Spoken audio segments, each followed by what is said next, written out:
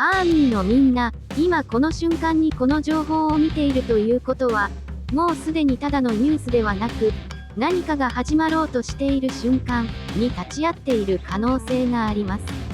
なぜなら今回の話は、ただのスケジュール発表ではなく、世界中の K-POP シーンの流れを一気に変えてしまうかもしれないレベルの重要な動きだからです。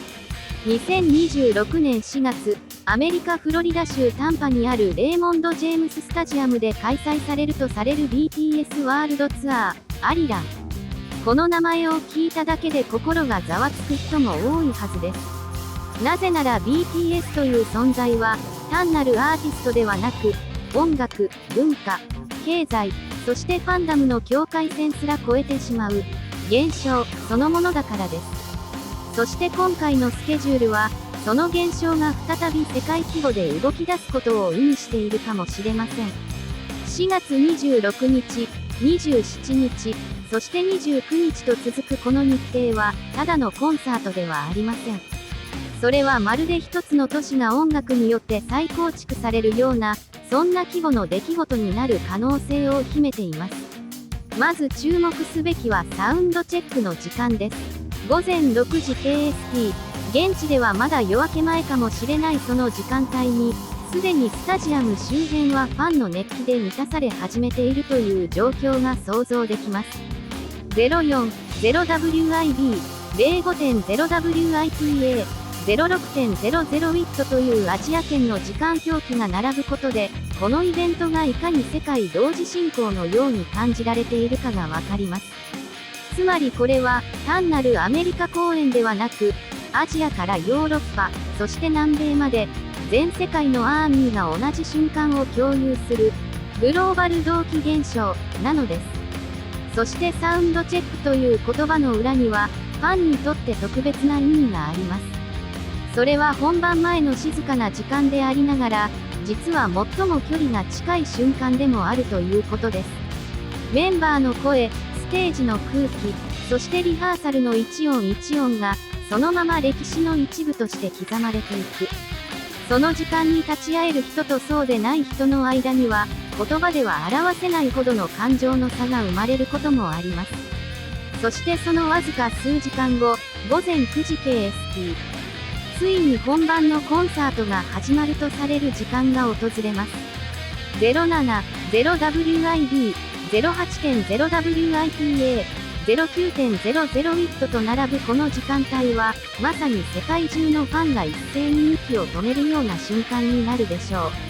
う。レーモンド・ジェームス・スタジアムという巨大な会場は、ただの建物ではなく、その瞬間だけは、世界の中心へと変わる可能性があります。ここで一つ考えてほしいのは、なぜこれほどまでに BTS のコンサートは特別視されるのかという点です。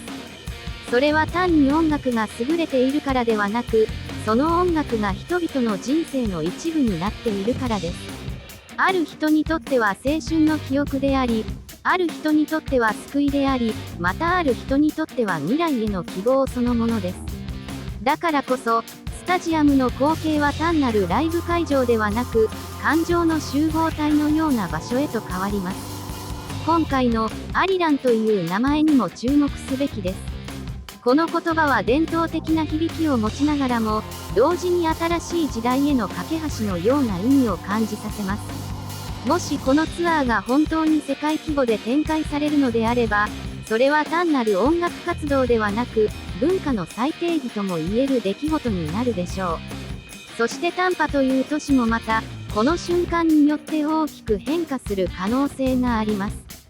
ホテルは満室になり、街はアーミーで埋め尽くされ、レストランやショップは通常とは違う動きを見せるかもしれません。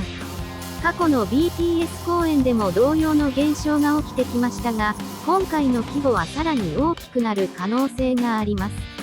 なぜなら世界の注目度が以前よりも高まり、ファンダムの拡大がさらに進んでいるからです。そしてここで重要なのは、ただの観客と、その場にいる人の体験の差です。現地にいる人は音だけでなく空気そのものを体で感じることができます。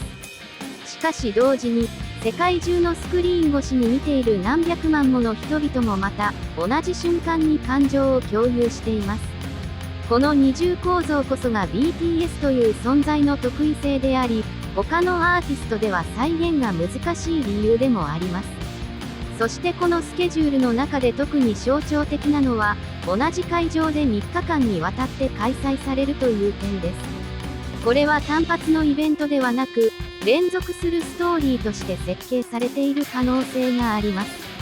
1日目と2日目、そして3日目で異なる演出や感情の流れが存在するかもしれないという期待が、すでにファンの間で膨らみ始めているはずです。